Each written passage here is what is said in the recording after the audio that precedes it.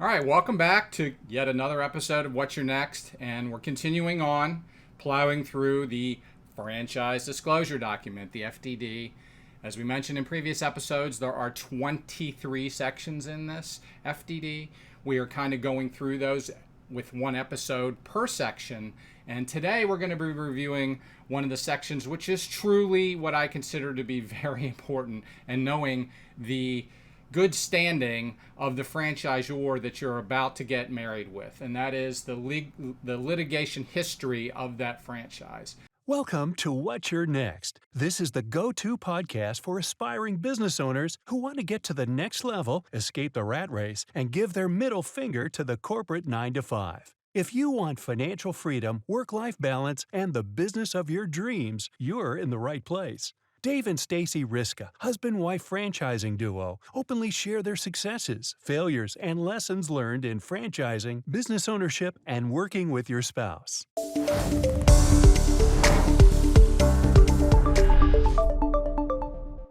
So Stacy, do you want to share a little bit about why this section would be something that people could get concerned about if they found things in it that stood out that may be a red flag? Sure, Dave. Well, let's start with the good stuff. Why this is such an important section. This is a key reason why Dave and I are so passionate about franchises, because a franchise must give you this FDD that Dave has been talking about. And how wonderful is it to have information that can help you make an informed decision, whereas when you're buying an existing business or starting a business from scratch, you're not going to get this kind of information.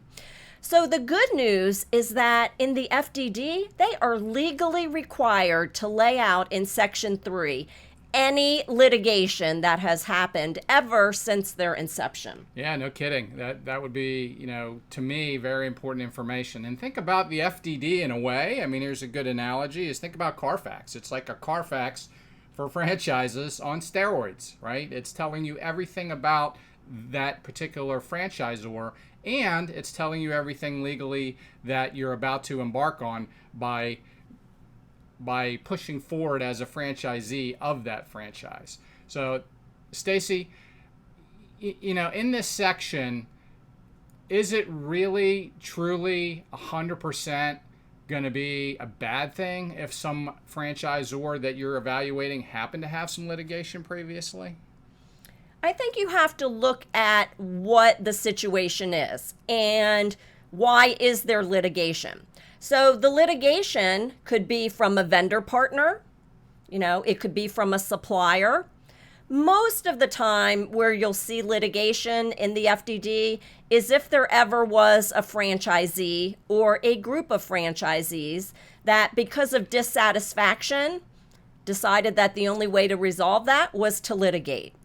So especially if it's an emerging brand, and I mean maybe less than 10 years in existence, and you're seeing more than 5 cases of litigation, yeah, that would be a red flag. And you're going to want to understand the dynamics of it. Now, legally, they are required to lay out the case so you can go and research more about it.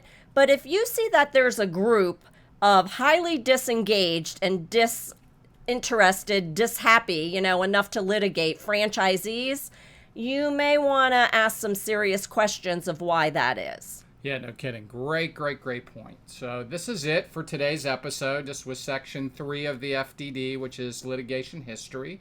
We're going to keep plowing forward. For now, we'll catch you on the next episode.